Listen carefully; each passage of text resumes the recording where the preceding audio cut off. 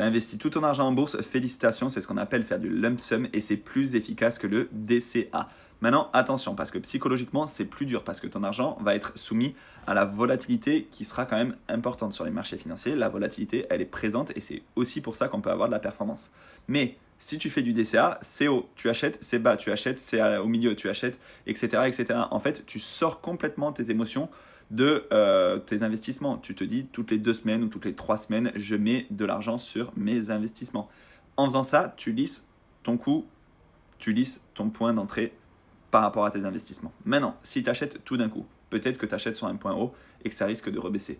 Mais historiquement, les études montrent que le lump sum, c'est-à-dire tout mettre d'un coup, a été plus efficace que effectuer du DCA. Par exemple, si tu as 10 000 euros à investir, est-ce que tu dois mettre 1 000 euros par mois pendant 10 mois ou mettre 10 000 euros d'un coup? Mais mettre 10 000 euros d'un coup, visiblement, c'est plus efficace. Mais psychologiquement, c'est quand même plus dur. Donc moi, ce que je recommande, par exemple, dans cette situation, c'est de mettre 5 000 euros au début en lump sum parce que c'est plus efficace et les 5 000 suivants, de les répartir sur les 5 prochains mois, par exemple. Mais encore une fois, ce n'est qu'un exemple. Tu adaptes ça avec tes sommes.